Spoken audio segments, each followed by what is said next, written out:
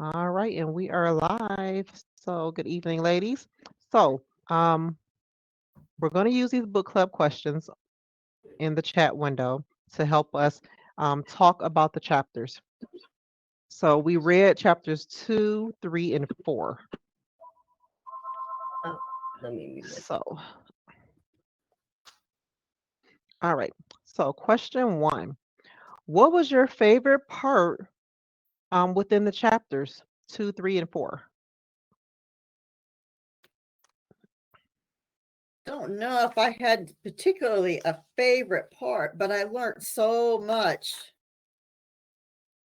within each of the chapters. There was so much information and things that I didn't even think about. It's like even in the first one, as far as your journaling, writing down your location, the venue, every place, the time, of course, you have in there, but where did you meet them? Was it in a parking lot? Was it in a restaurant? I mean, just writing down. I never even thought about doing that. Mhm. I Yeah. thought, oh, Yeah. interesting. Yeah. I thought that Yeah. was a really good insight because for our protection as well as for the other person's protection too. But just for that, like I said before, write more. When things are out of the norm, particularly that's we have to think about.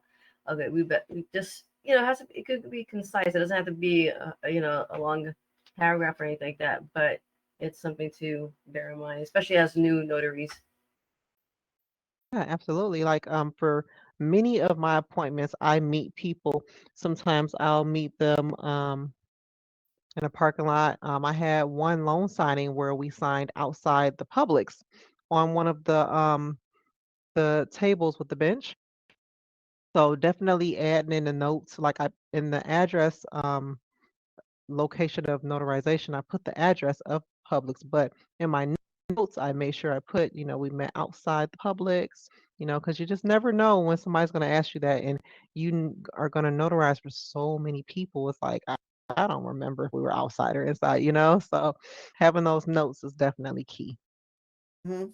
But that's good to know because especially it's like sometimes you can remember the smallest details of something, and when it comes to like put you like, okay, so what did you know about this night of question? Like, I don't remember my name, so you gotta prepare. So that note section, yeah, it's good.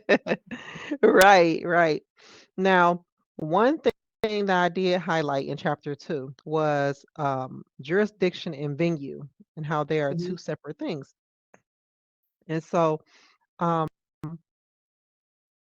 some documents that I notarize, sometimes it won't say state and county. Sometimes it'll just say jurisdiction.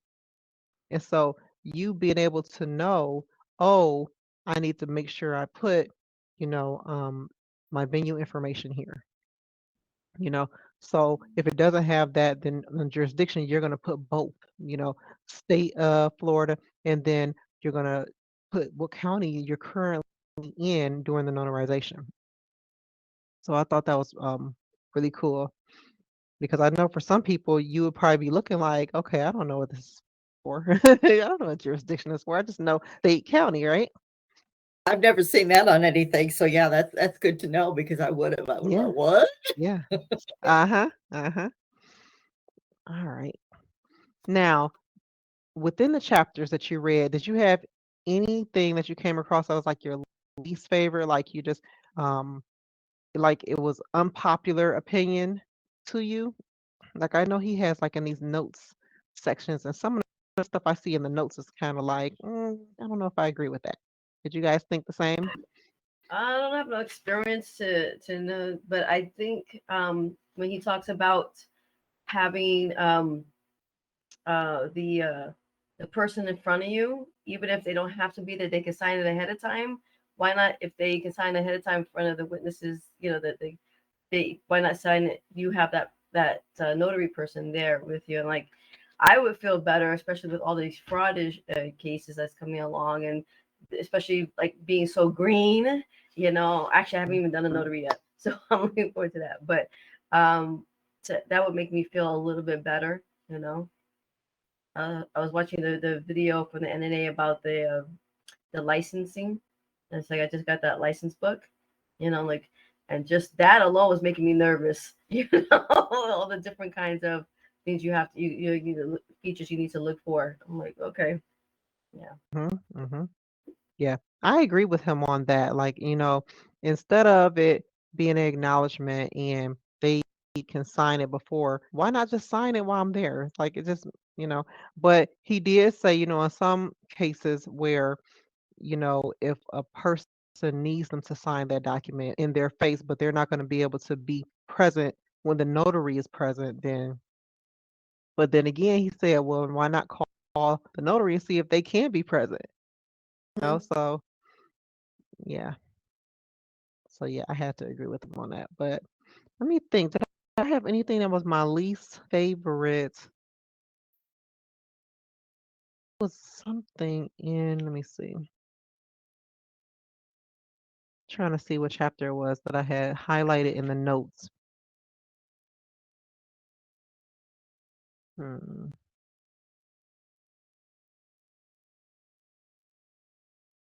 Let's see. Maybe it wasn't in these chapters. Maybe it was in chapter 1 that we read. Okay. All right. So I'm gonna move on. Uh,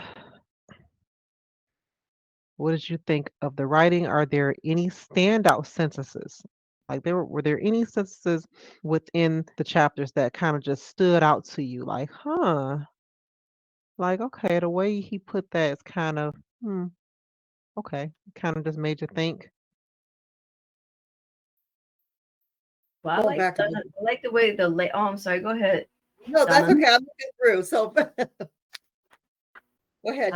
I like the layout of the book, how it's how it's written and organized. That's helpful for me. I like that. I do like the small, like the practice tips box. That's very helpful, like for those uh, experiences, like the 99-year-old lady the experience where you may be an issue of those things. I like the way it's structured, and the part things like we brings up about the relevant model notary law, just things like this. What was the part? There was a part I said, well, this would be a good thing for me to have. Oh, I know, it was on page 52 about the relevant model notary law. That's probably something that's good to attach to before you go to when you have your case with you and you have your thing to read like that as a model as to remember a single sheet just to have that printed by itself. I don't know, maybe I'm just kind of Mm, nerdy that way. I think it's on hmm 53. Yeah, Okay. those little like those cheat sheets type of thing. And we'll have our book, of course, our state book, but um, anyway, I'm sorry. That's not quite what you. Oh no. Yeah. No Okay. need to be sorry. You're right. Donna, anything that stood out to you? I don't think anything in particular. I mean, most of the things as I go through looking at what I highlighted throughout the week, it was most in your journal. You should notate this in your journal. Notate that. And then when I got down to the chapter 4 on page 60 and started reading to look at it, it's a written test in 2 parts. I always Hmm. struggle with the acknowledgments and the Really? wording of it, especially if there's something off that I just haven't seen before. Mm, And looking at it as, well, it's 2 tests that you're taking and look at it that way.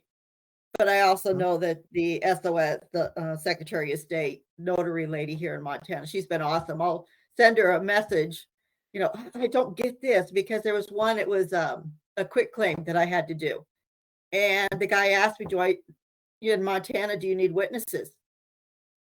I didn't know the answer. I didn't know if we needed witnesses or not. So I emailed her. And within 5 minutes, I got a message back from her. And she Nice. told me, you cannot say whether you need that or not. It's up to them. They have to make that Oh, decision. You're running that fine line if okay. you tell them that they need witnesses. Okay. So for me, all this it is like a test. I'm taking a test every time I fill out an acknowledgement or a Certificate. form to make sure I have everything on it and that it's all Mhm. correct.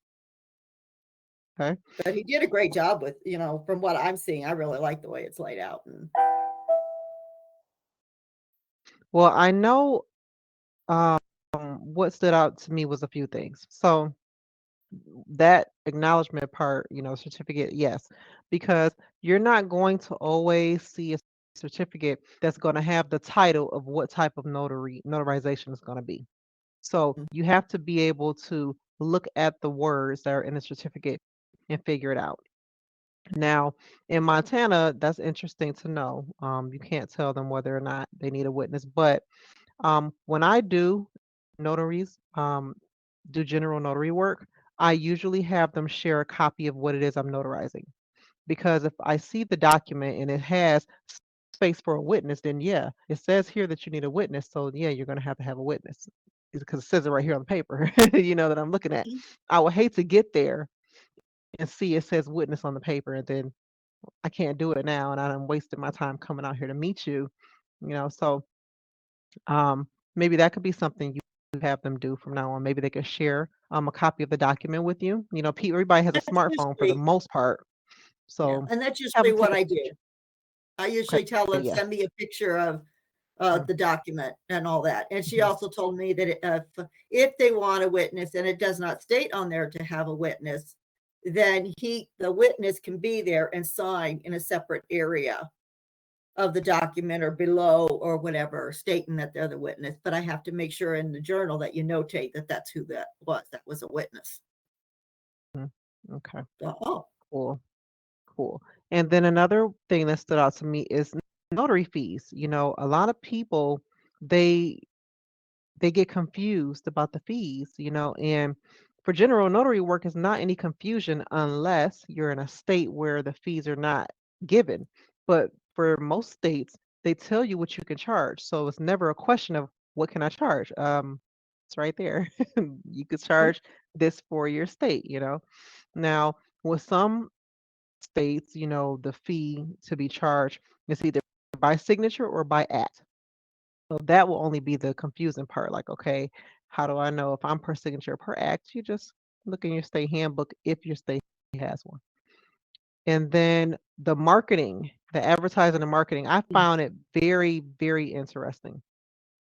It really stood out to me because people, well, notaries always have questions about how do I advertise? What do I advertise? I don't even know what to say. How am I advertising my services? So I liked that it went in depth about that in chapter 3 where it was saying, you can advertise using business cards, letterhead, signs, phone listings, newspaper and magazine ads, billboards, websites, and other methods. I know for me, I do have pins with my logo on it. I do have a magnet that I put on my car, and I also have my social media pages, and I have a website. So and some other listings on different sites where people are looking for services and service providers. now, Now, do you, out of curiosity, can I ask you a question? Do you have a certain statement that you have to put on everything? Because here in no, like Montana, in there's a California, statement. no, no, No, here in California does too. do they Mhm. have to state that you're not an attorney and all that? Well, no, yeah, we have that, but I have that on my website. I don't have it um, printed on all of my advertising material. I have it on my website. So if you see my printed material and you go to my website, you're going to see it right there in bold. Okay, because we're supposed to put it on all our business cards and everything. Okay. So I was No, I thought curious you were because talking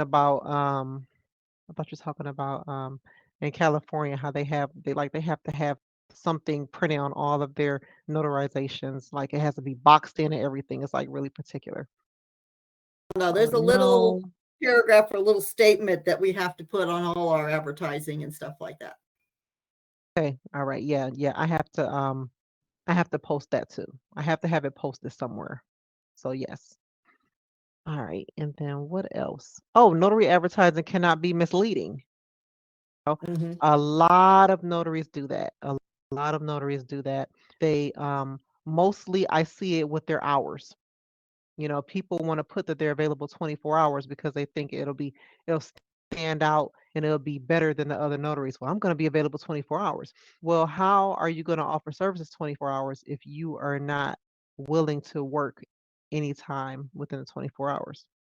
I know I'm not getting out of my bed at 3 o'clock in the morning No, to help me anybody, neither. so I'm not listing my services available 24 hours, so that's something else to think about. Yeah, you want to stand out, but you don't need to stand out because of your hours. You will want to stand out because of the services that you provide, your customer service skills, and your knowledge, expertise. That's a way to stand out. But hours, yeah, I don't know about that. Well, I have to do mine once I started getting my act together here, giving the trainings I need to get and all the material. Finally got my stamp, so now I Hey, got my book, got my stamp, and now what? No, right. but no. So what helped me up for a while is that I didn't want to go with Kareem Perez, um, my name around town because I work at a school right now. And I know so many people and the kids too. I was like, if they get a hold of my thing, I don't want them So that was tripping me up for a while there. And like I couldn't. Every time I came up with a title of a business, it was taken. Even KAR, Notary Public Service. You know. But then Dang. I thought Mon for my notary, French notary public.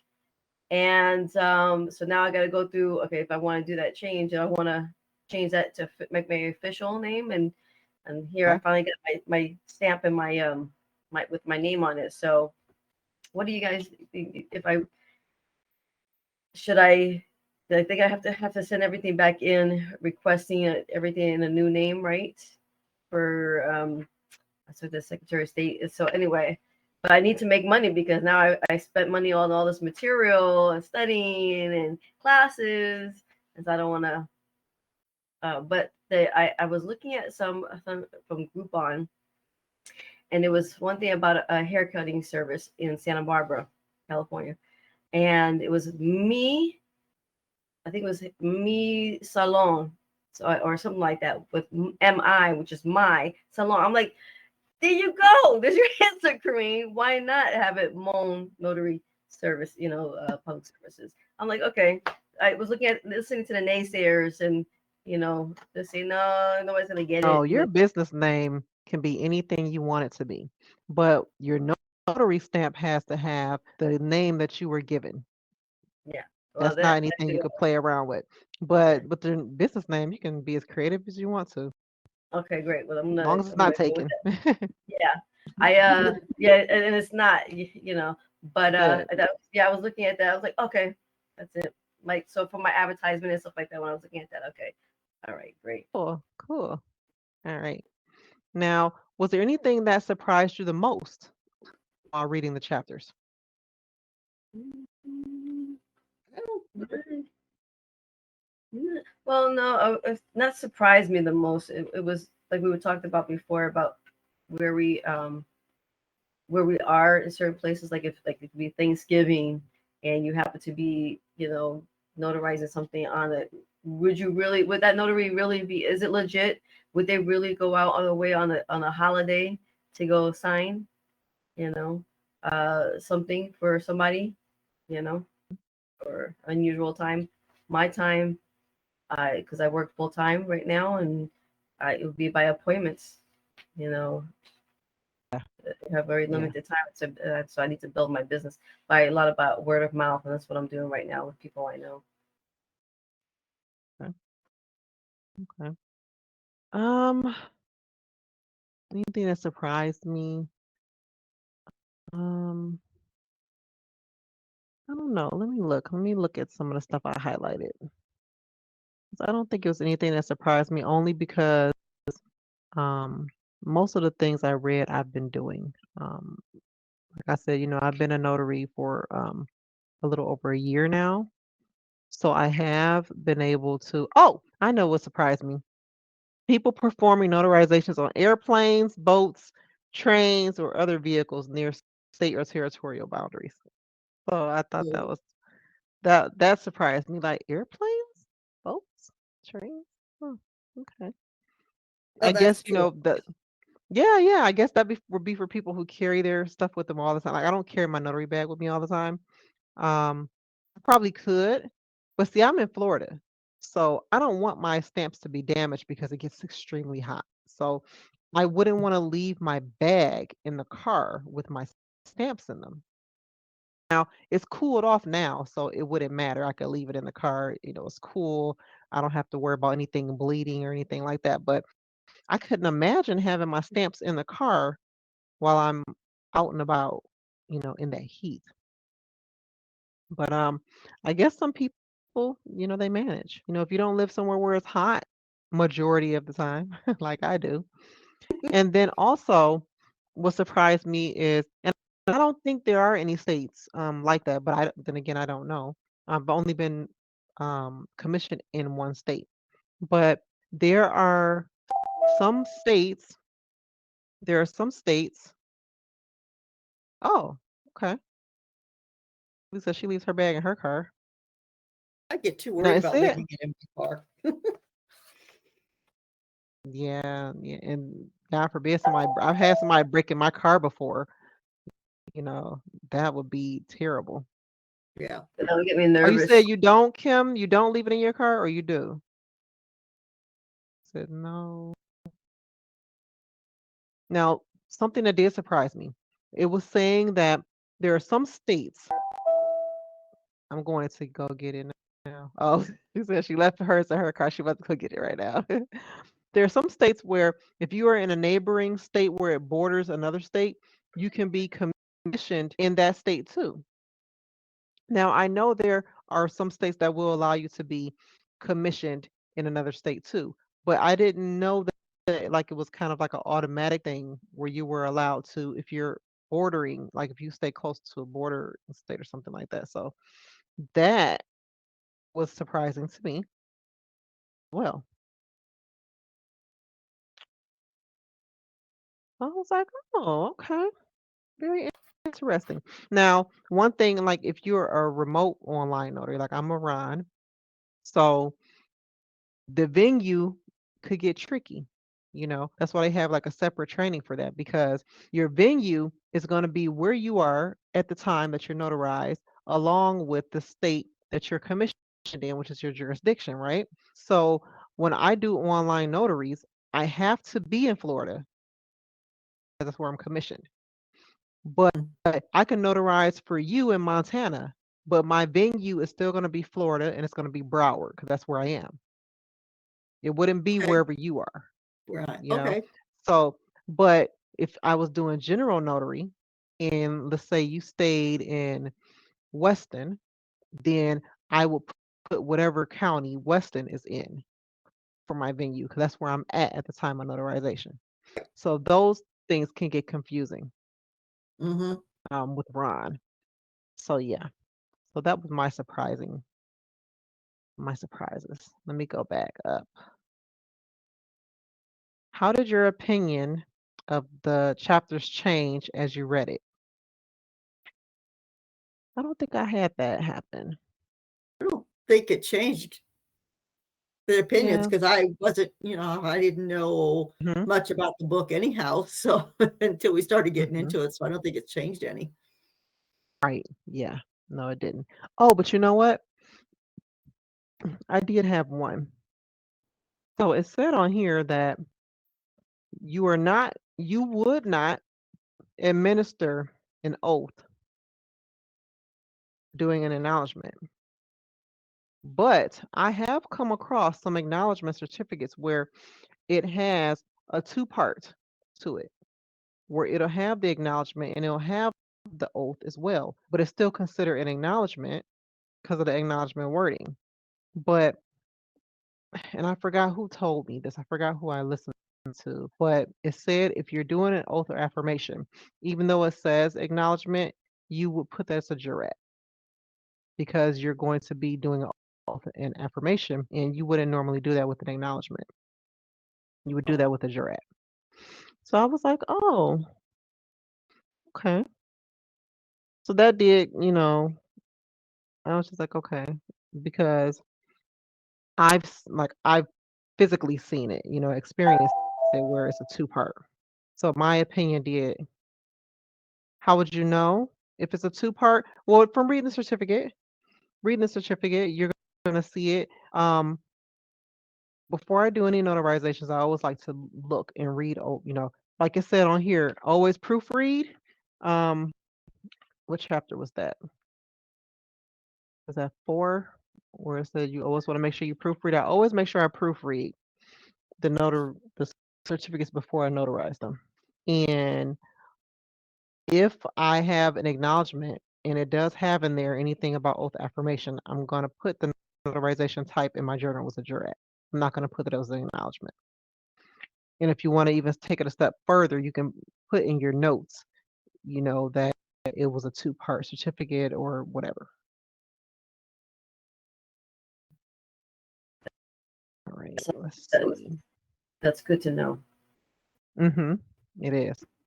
Now, are there lingering questions from the chapters you're still thinking about? Did you have any questions that weren't answered? No, Kim, it happens in general notary too. It's not always for loan signings.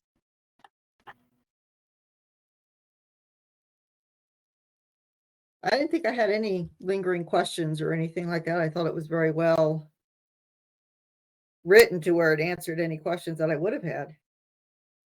Okay.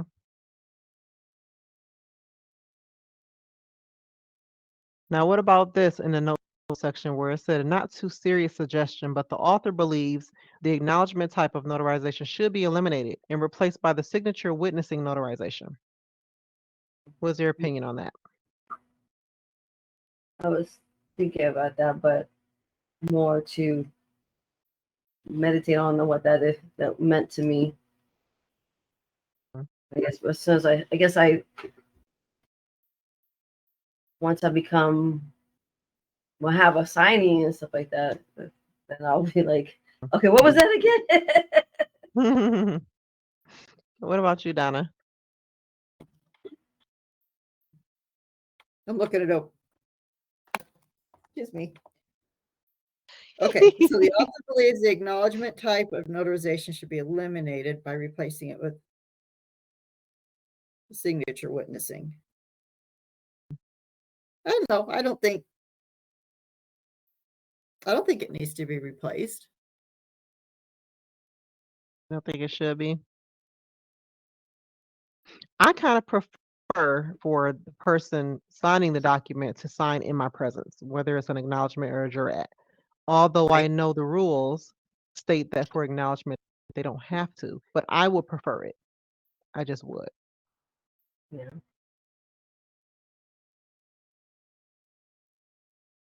All right, let's see. What point in each chapter do you think you would like to learn more about?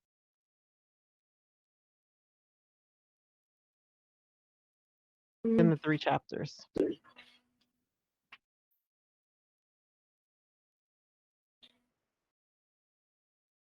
Know more about is just retaining it and learning it better. And this is a really good book resource for sure to even carry with us. Having that the travel. This is a really good book to have on hand. I think just chapter 4 itself, the differences in the acknowledgement, the jurat, and all that. I think for me, I just want to learn more about it because I know there's so many different kinds that come at you. And I think I just constantly want to keep learning more and more about what other people are seeing out there. What are the different ones so I can be more prepared. And I know I do have all my customers, can you send me a copy? Take a picture of the notarial certificate so I can look at it, see what's going on.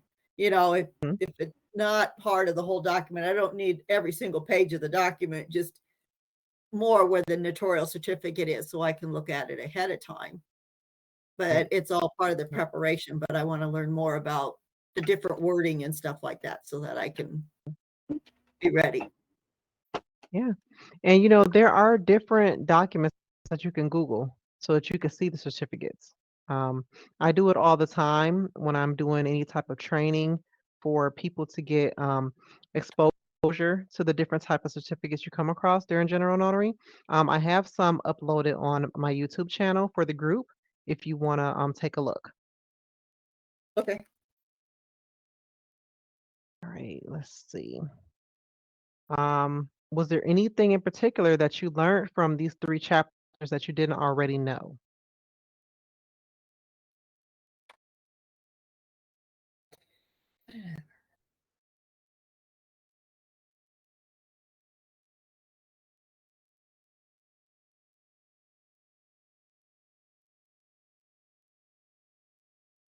Just gaining that experience, putting all of this into to action. You know, I'm feeling I'm ready, and definitely having this book club is really good too. I appreciate that you providing this for us. Yeah, you're welcome. This is my You're first book club welcome. I've ever been in. Oh, okay. Yeah, I think it's nice, for some people it's just, oh, I already know that stuff, but it's nothing like being able to have a healthy discussion amongst your peers about something that you all share in common, which is being a notary, you know? Mhm. So, As far as all right. learning from the book, I mean, everything that's in here I've heard before over and over again, but little things just kind of stand out as you go through. And it's like I Mhm. knew it, but it's seeing it in a different light or the way it's worded or something like that. It's like, oh, Right. it's seeing things differently. So Right. Okay. Now, did this book remind you of, well, did the information in the chapters remind you of any other books that you have read or come across? I would say this is kind of like the last one, the workbook that we had. Some of the things in I there agree. is kind of. I agree. I agree. Some of the things are the same, but I kind of feel like in this book that he's jumping right in to the information, whereas with the other book, I kind of felt like it was like kind of slowly getting you there. And probably because it's one of those books that teaches you, you know, as opposed to you just reading for informative purposes. So maybe that's why. I think there's Okay. the differences in the two. I like the other one, yeah, because it's leading you in when you're starting out and stuff like that. But it had all those questions in the back to answer to test Yes. yourself, and I like Yes. that about Yeah. that. So it was good to go I from that agree. into this. Mm-hmm. I It was believe making me so. think. I believe so. I think I took a class at the local community college here about 2 weeks ago, 3 weeks ago, uh, about notaries, and the gentleman was talking about it was a loan signing one, and he said that when you not leaving money, basically that that concept of not leaving money on the table, you can have the real estate agent or whomever write into the contract that you are going to be the notary. So if you have, like say, like I live in a small town ish, um, so and I know realtors, a couple of realtors, one that we're encouraging each other to do this actually, and so like, oh, that's really good to know, that if I start working, they see that I'm doing well and I'm getting good, then and they'll be working with me, sending some business my way. I'm like, I want to make sure they know that they probably do, but I thought that was really interesting. Yeah. Yeah. That's what we call networking. Network with people in your area that absolutely could use your services. All right, guys. So that is it for the questions. Was there anything else that you can think of that you maybe wanted to talk a little bit more about? Or you think we're pretty good with these chapters now? I think this is a start. Yeah, just the basics. It was really good. It was really good. They we pointed those things I out. Like, know in the advertising chapter again, how it says to make sure that you are posting your fees, make sure that you are posting the hours that you are available and not available. Mhm. Do you guys agree with that? Yes, Oh, I I do. have a question. Mm-hmm. Yeah. Yeah, they need to know when, it helps to have that up front. For sure. I do Google My Business and I have the hours on there. And if I'm not going to be available like Thanksgiving, I'll just go on there and post that, I'll be closed. But being Yep. upfront with them, this is, it's the same with Mhm. the fees and stuff like that. It's just being upfront with them. And when you're talking to them, okay, this is what the fee is, so that they know. Right. And then making sure that what you tell them matches what you have posted. Because sometimes you'll have people, they'll just post stuff and then you call them and you're like, it's different on your website. Oh yeah, I forgot to update. Yeah, that's not good. It's not good for business. You should always keep your information updated, you know. And I tell people, for those of you who don't have a physical storefront, your online page or website, that is your storefront. So it should always be up to date. If you have promotions going on, if you are going to be operating outside of normal business hours, if you're going to be not operating at all, and they should definitely know the fees beforehand because majority of people will find you online. um, there are some people who find you by word of mouth, depending on where you stay. But for the most part, they're going to find you online. So you want to make sure that whatever you got online matches whatever you're going to tell them when they call you. Mhm. So that's really important. And then how there's some notaries who don't charge a fee, so that's notaries in your bank. They won't charge you a fee if you're already banking with them, right? Um, And and that's our options here. It's a Mhm. suggested. It's suggested to charge. It's a $10 per signature per stamp, and it's suggested, but we do not have to charge. That's at our Mhm. discretion. If we want to charge that or not. Mhm. It does say, but notaries are entitled to charge and collect a fee for their service, although it's not required. So I like how he put that. Like we are entitled to charge a fee It's for a our service. business. It's a business. Exactly. Exactly. And our tools and supplies cost. So Mhm. those things aren't free. Yeah. I think that's it, guys. I don't think it was any other. Oh, I wanted to make mention because I did this and should not have been done. So I had someone call me. They had a radio station and they wanted to do a commercial on their radio station for me. And I thought it was pretty cool. And I'm like, oh, okay, cool. But in reading this here in chapter 3, it says a notary should not advertise in a manner or knowingly perform a notarization which will be published or used to endorse or support a candidate, cause, entity, product, or service. I did So remember. the commercial that they did, it was supporting a cause. Oh. Yeah. And although it wasn't like, if I notarize your document, then, you do this or something. It wasn't that. It was just, saying that Be At Least Notary Services strongly encourages you to help those in need and something along those lines. But it was supporting a cause. And although I thought it was a good cause, I'm reading now that we can't use our services to do that. Like no one should use your notary services to support anything like that. So they called me again to do a commercial and I politely declined. So that was something I wanted to bring up to you guys. So in They, case did you you, get a All right, call, Deborah T. I have a question. Can you guys hear me? yes. yes. I sent the article in the group about the tip. Have you all ever came across that? The wedding that I Oh, you know called, what? I didn't read it. I didn't read it. What was it talking about? it was saying about tips that we should not take tips because, basically if a client or a customer, whatever verbiage you want to use, may want you to, overlook certain things because you have notarized for them before and they have tipped you.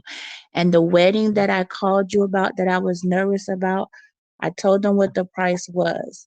But of course, as I was leaving, they were paying me and they paid me an additional amount of money. And I was like, okay, I took it for what it was worth because I had to wait extra time. Even though I didn't factor that in, I went just by the book for what we're able to charge.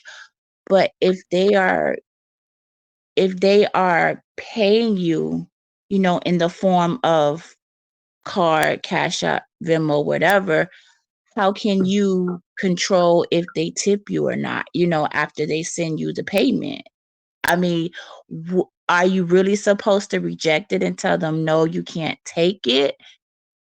Well, did it say by law that we should not be taking a tip? Because I take tips all It the time. It did say that, and Florida was one of them where, as you were just explaining, that our state already says how much we can charge, and we should not take anything over what is allowed.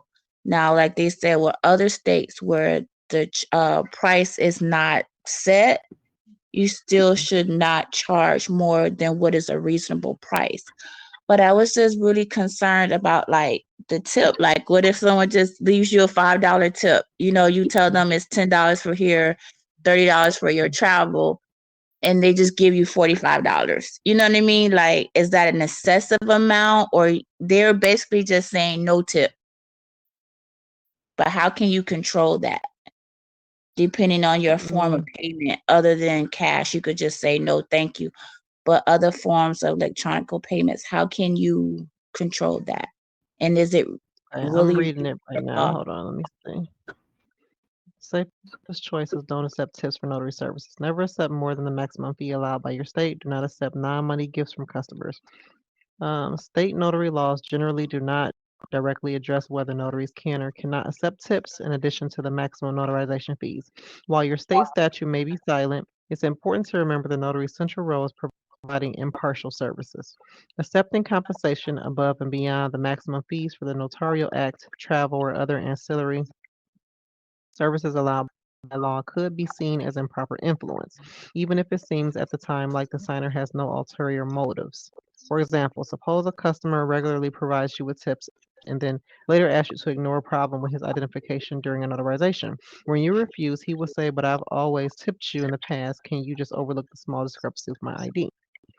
To avoid any appearance of impropriety, the safest course is to politely refuse any extra compensation offered to you, other than the maximum fee allowed by the law for the Notarial Act and any ancillary fees such as for travel. You should never accept more than the maximum fee allowed.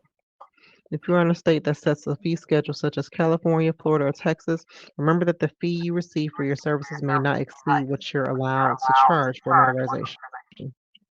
In these states, if someone pays your fee and then offers an additional tip, you must turn down the tip if the total amount you will receive is more than state law permits. Nevada is very clear on this matter. Its fee statute prefaces the maximum fees for notarization and travel by saying a notary public may charge the following fees and no more.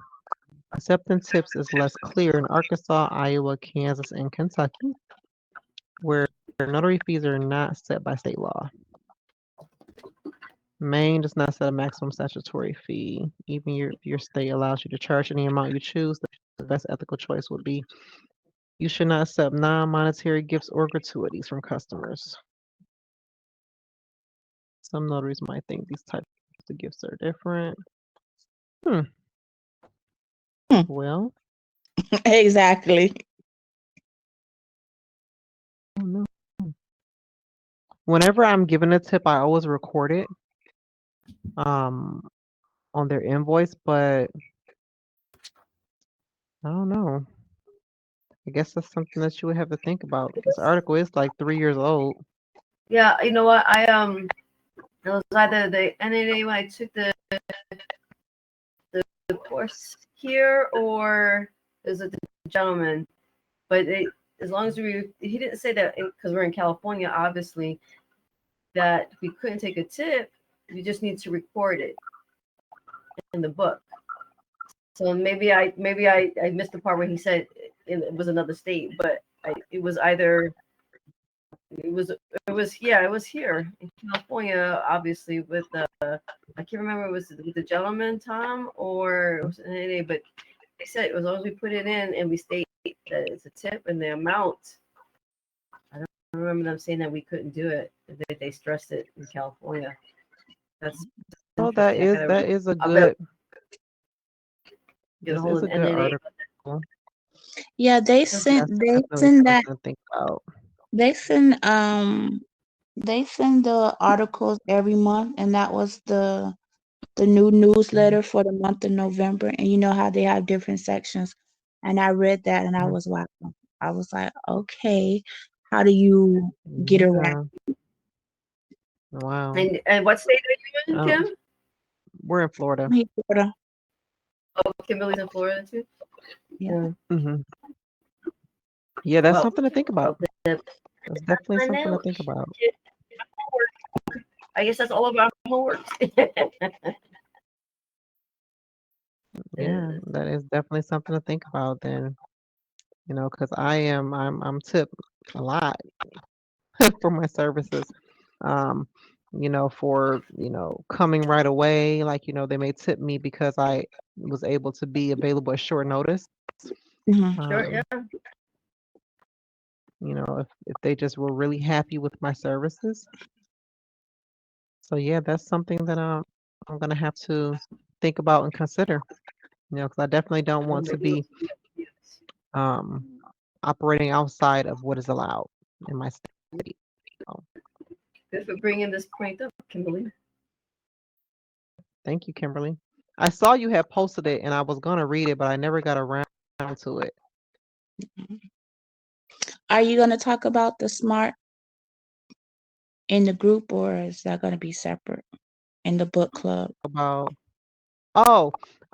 posted it in the group too about the SMART goals. Yes. Yeah, we're gonna talk about those. I was gonna wait till maybe January though, Okay. because it's something that we're gonna do for the first quarter of the year. Okay. Yeah. I'm All back right, on me. guys. All right, guys. So, did you have any other questions about our chapters that we read, 2, 3, and 4? No? No. All right. So, next meeting, we're going to be reading 5, 6, and 7. Okay. What is next week? Let me see if I'll be available. The 30th. Yeah, I can do the 30th. I'll be available. Okay, so we're going to meet next Tuesday, 7:30, same place. Okay. Sounds good. All right. All right. Good. All righty, guys. Thank you. What was the? Hold on. You know what? I was trying finding to stop the this. Getting recording. used to this.